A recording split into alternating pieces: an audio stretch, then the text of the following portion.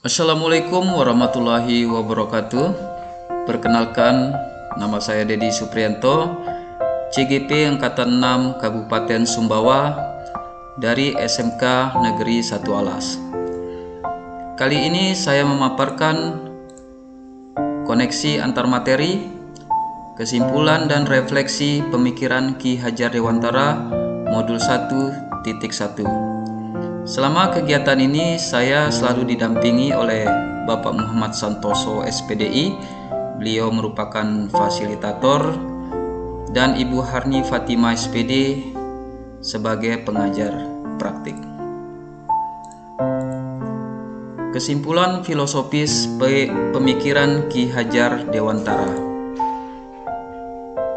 1. Semboyan pendidikan Ki Hajar Dewantara.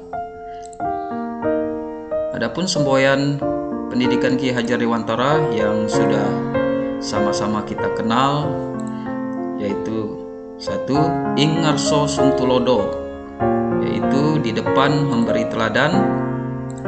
Yang kedua, ing madyo mangun karso, di tengah memberi semangat. Dan tutwuri handayani, yaitu di belakang memberi dorongan.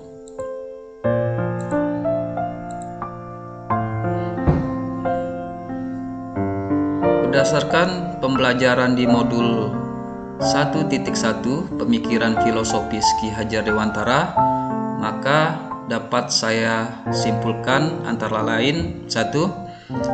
Pendidikan dan pengajaran tidak dapat dipisahkan. Kedua, pendidikan adalah tempat persemaian benih-benih kebudayaan dalam masyarakat. 3. Pendidikan adalah tuntunan dengan memperhatikan kodrat pada anak. Yang keempat, pendidik diibaratkan sebagai petani yang merawat tanaman. Kelima, pendidikan melatih kecerdasan budi pekerti. 6. Pendidikan berhamba pada anak.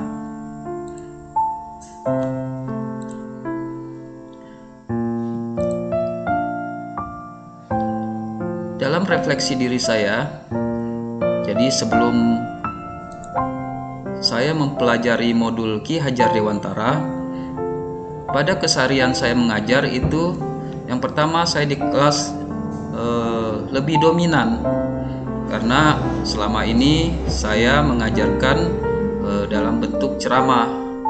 Jadi anak-anak terasa kurang aktif saat diskusi atau mengerjakan tugas latihan. Yang ketiga, kadang guru hanya mengejar target kurikulum dan cuma berpatokan pada kemampuan kognitif. Jadi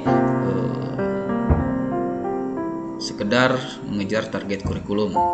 Yang keempat, saya merasa gagal apabila banyak siswa yang tidak mencapai KKM. Jadi seolah-olah saya belum maksimal kalau siswa saya belum mencapai nilai KKM. Yang kelima, kadang saya kurang memahami karakteristik peserta didik, dikarenakan saya terfokus pada untuk peningkatan nilai siswa tersebut.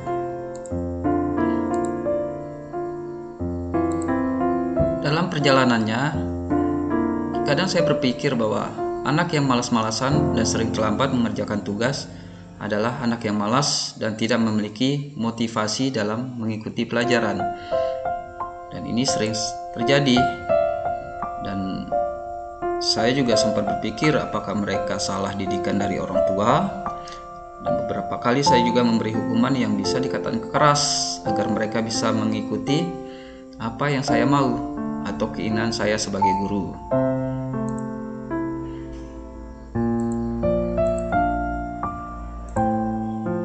Setelah mempelajari modul 1.1, ternyata apa yang saya lakukan selama ini salah. Dan apa yang harus saya lakukan yaitu saya harus berubah konsep mengajar yang selama ini ternyata salah. Saya menyadari kekeliruan bahwa selama ini memandang anak sebagai objek dalam pembelajaran di kelas. Harusnya merekalah subjek pembelajaran. Merekalah pemegang kendali pembelajaran. Pendidik wajib menghamba pada anak dengan segala ketulusan hati.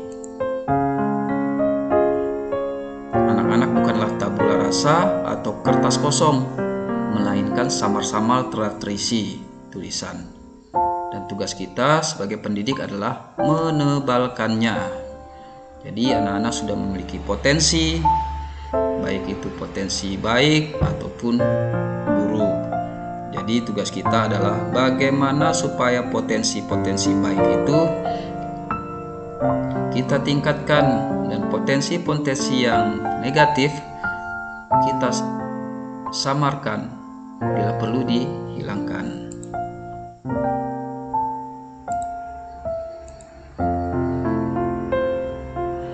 Penerapan modul 1.1 pada kegiatan pembelajaran yang saya lakukan. Yang pertama, program pendidikan karakter yang diterapkan di SMK 1 Alas yaitu kegiatan IMTAK yang dilakukan setiap hari Selasa sampai Jumat sebelum jam pertama kegiatan KBM dimulai.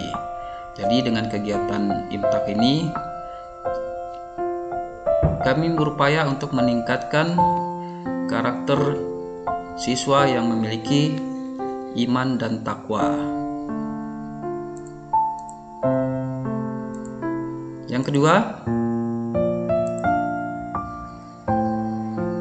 saya berusaha merancang atau membuat pelajaran yang interaktif, menyenangkan dengan mengajak siswa berperan aktif dalam kegiatan diskusi. Jadi kelas saya upayakan supaya hidup dengan ide-ide yang baru. Ketiga, memberi kebebasan kepada peserta didik untuk belajar dari berbagai sumber atau bisa menggunakan berbagai aplikasi pembelajaran di abad 21. Namun peserta didik diminta atau saya minta untuk memahami apa yang diperolehnya, seperti belajar di simulator atau CBT. Jadi di sini saya memaksimalkan fasilitas yang berkaitan dengan IT.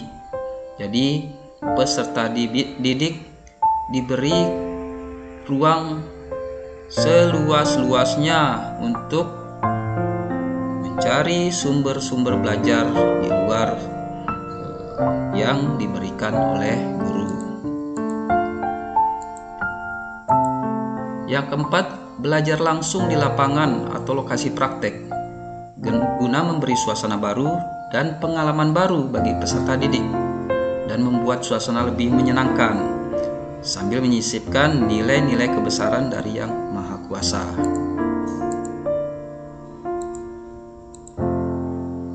Yang kelima, saya juga menerapkan pembelajaran berbasis kearifan lokal, yaitu kegiatan pembuatan jaring penangkap ikan contohnya, di mana lokasi sekolah kami berada di pesisir pantai dan mayoritas penduduknya bekerja sebagai petani dan nelayan. Jadi dengan kondisi alam geografis yang berada di sekitar lingkungan sekolah kami jadikan suatu pembelajaran sehingga apa yang mereka pelajari akan memberi manfaat bagi masyarakat yang ada di lingkungan sekitar sekolah.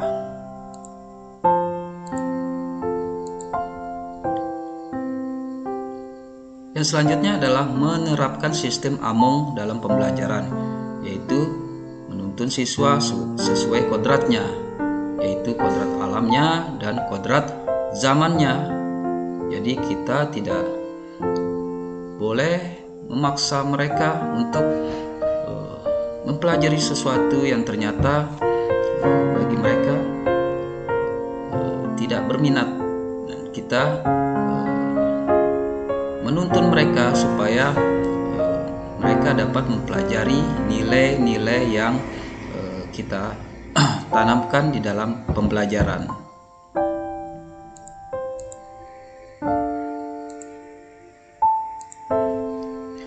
dari situ saya menyadari bahwa setiap anak memiliki kelebihan dan kekurangannya. Jadi itu merupakan kodrat alamiah dari manusia, dalam hal ini peserta didik. Jadi mereka memiliki kelebihan dan kekurangan masing-masing.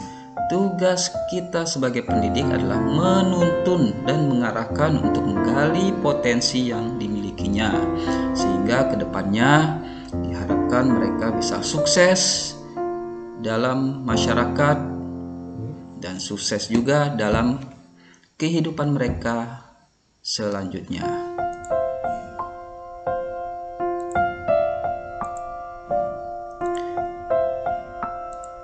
Demikian tadi pemaparan tentang modul 1.1. Terima kasih atas perhatiannya, dan apabila ada kekurangan saya mohon maaf. Wabillahi taufik wal hidayah. Assalamualaikum warahmatullahi wabarakatuh.